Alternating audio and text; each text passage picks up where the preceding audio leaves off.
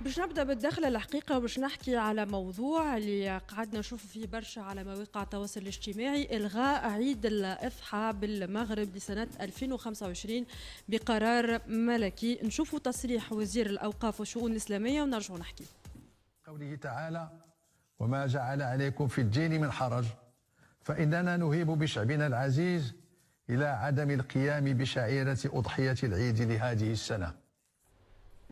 ولا كما كنا نشوفوا إلغاء عيد بحجم عيد الأضحى.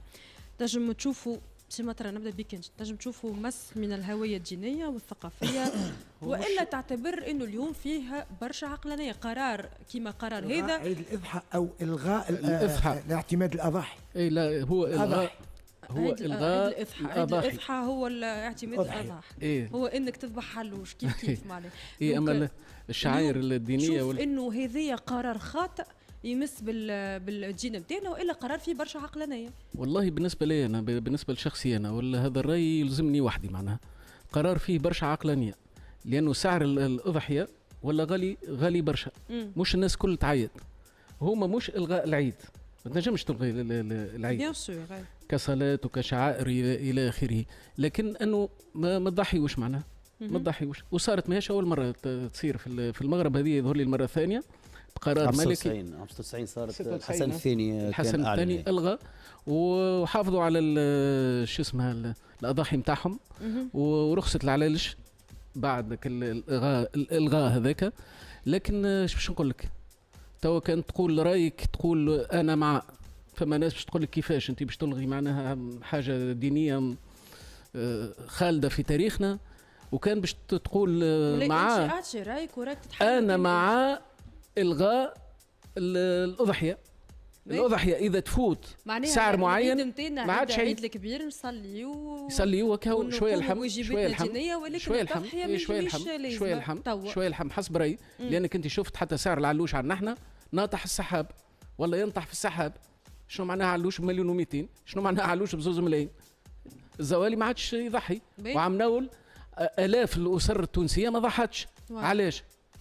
أنا مع القرار هذا واضح حتى يرخصوا للأضاحي. باش نسألك أنت مع أو ضد فكرة إلغاء عيد الأضحى لأسباب اقتصادية واجتماعية في تونس؟ نحكي توا أنا في تونس نحكي، وفي تونس أنا ضد بطبيعة الحال. هذه حاجة كل إنسان حر باش اللي في سراه واللي ربي يعطيه يضحي، هو بيان سور يحب يضحي، هو حر. واللي ما ينجمش يضحي ماهوش لا حرج عليه، ديجا ماهوش حاجة فرض، ماهيش فرض انك لازم عليك تذبح ولازم كذا، معناها حتى شرعا ماهيش حاجه مفروض عليك. اذا في سريك وربي سبحانه خلقنا طبقات وخلقنا درجات، ربي مش نكونوا نعرفوا اكثر من ربي نحن، معناها ربي يعرف عنده حكمه في الشيء ذا. بالنسبه لي انا ضد الغاء العيد. تعتبر انه كل واحد حر ينجم يشري؟ فما ناس تحاول، فما واحد يقول لك انا في سريه ونحب نضحي، يقول لك انا قاعد نعمل في الشريعه نتاعي والاسلام يقول هكا وديني يقول هكا، علاش تحرمني اذا انا نجم؟ بالعكس انا معاه، انه مع اللي يحب يضحي، اللي ما ينجمش يضحي زاد كيف لا حرج عليه، ما يضحيش وكا وسهل. دليجي لو كان تونس تاخذ نفس القرار. انا مع لا باش نعطيك سؤال اخر، خاطر كل واحد حاب نساله سؤال، نحب هو وجهه النظر ظاهره. كان تونس تاخذ نفس القرار، كيفاش تتصور التوانسه باش يتصرفوا؟ اليوم تونس خذت نفس قرار المغرب، كيفاش باش يتصرفوا؟ محلاه سؤال. انا انطلق واطيع الله وأطيعوا الرسول وأولي الأمر منكم. أولي الأمر منا من رئيس الدولة للوزير، نحن مرجع النظر. دونك وقت اللي تقول أنا معاه، دونك القانون لا يعاقب من يضحي على هكا ولا. دونك لهنا باش تولي وسيلة ضغط على الفلاح ولا على ناطح السحاب، خاطر علوش ينطح لوطة الفلاح هكا تراو في الخضار ونضطر تصب وباقي العلوش ياخذ هكاك. وقال لي نوفل، قلت له ان شاء الله السنه باش يرخص. قال لك يستحيل، خاطر احنا نزيدوا عمرنا ما نرجعوا، في الغاز نزيدوا عمرنا ما نرجعوا، في الليسانس نزيدوا ما نرجعوا، مش كيما العالم اجمع. انت تونس في طريقها لإلغاء أضحية العيد لأن نفس اللي بيحصل في المغرب دلوقتي بيحصل في تونس، والشعب التونسي يطالب بإلغاء أضحية العيد زي ما جلالة الملك محمد السادس طلع قرار بإلغاء الأضحية علشان في فقر في الثروة الحيوانية. بكذلك الأمر تونس عندها فقر في الثروة الحيوانية والأضحيات غالية جدا جدا جدا هناك، وبيطالبوا رئيس تونس انه يطلع قرار بإلغاء أضحية العيد مثل المغرب هذا الموسم. كلام محترم من إعلاميين محترمين بيتكلموا بالعقل والمنطق والدين وبيتكلموا بما يرضي الله، مش بيهاجموا جلالة الملك محمد السادس ولا بيتطاولوا على المغرب ولا بيقلوا أدبهم زي بعض الناس اللي هم ما صدقوا يلاقوا حاجة زي كده علشان يتكلموا على المغرب بالسلب ويتكلموا على المغرب بالشرك ويقولوا إن المغرب في شرك وفي مش عارف ايه وفي. المغرب دي أفضل بلد في الدين، يعني افضل بلد ماشيه على الدين الاسلامي هي المغرب بدون منازع، ما ينفعش اقارنها بحد. بكلمك بكل امانه، بكلمك بصراحه، ما ينفعش احط بلد جنب المغرب واقول ان البلد دي في الدين الاسلامي زي المغرب. اكتر بلد فيها حفظ على القران الكريم، والناس اللي بيحافظوا على بلدهم بشكل كبير جدا جدا. والقرار اللي اتخذه جلاله الملك محمد السادس هو قرار حفاظا على الثروة الحيوانية، وهو قرار للفقير اللي مش قادر انه يضحي ومش قادر انه يجمع اموال، والاضاحي اللي راحت في داهية غالية يا جدع، غالية موت. ايه ده ايه ده الاضاحي اللي خلاص. يعني سبحان الله في المغرب يقول لك خلي بالك خلي بالك من كلامك كويس جدا. انا عارف يعني عارفين متأكدين جدا ان الذبيحة سنة وليست فرض. مش قادر مش هتضحي خلاص مش هتضحي. انت مش معاك تجيب والله مش عليك اي حرج، مش معاك تجيب مش هتضحي.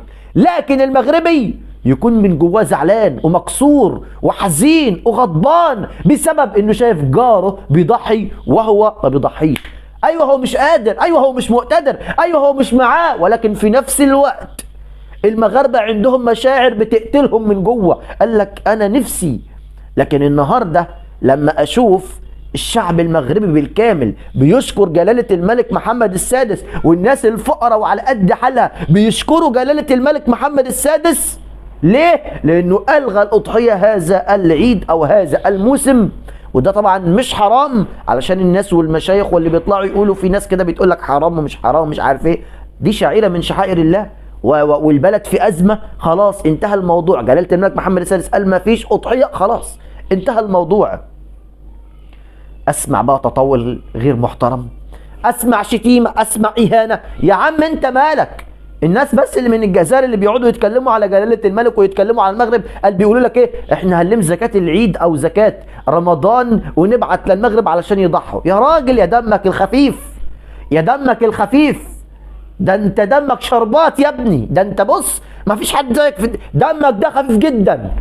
يقول لك ما تقلقوش يا مغاربة، ان شاء الله هنلم الزكاة ونبعتها ليكم انتوا اولى علشان تقدروا تضحوا. كمية استظراف وكمية عدم احترام وكمية قلة ادب غير طبيعية، اقسم بالله والله. وانا ببعت رسالة لكل اللي بيتطاولوا من اي مكان في الوطن العربي، لكل اللي بيتطاول على المغرب. اولا انت مالكش علاقة، والله المغرب يلغي ما يلغيش، يعيد ما يعيدش، يعمل اللي هو عايزه، انت مالكش علاقة. تطلع تتكلم على المغرب ليه انت؟ المغرب دي فيها مشايخ وفيها علماء وفيها ناس عارفين كتاب الله كويس جدا وماشيين بالدين الاسلامي وعارفين كويس جدا اللي هم بيعملوه.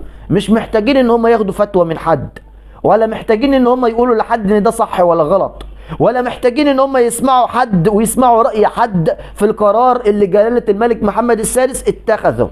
مش منتظرين هم. فريح نفسك، ريح نفسك وبلاش كمية استفزازات وكلام غير محترم.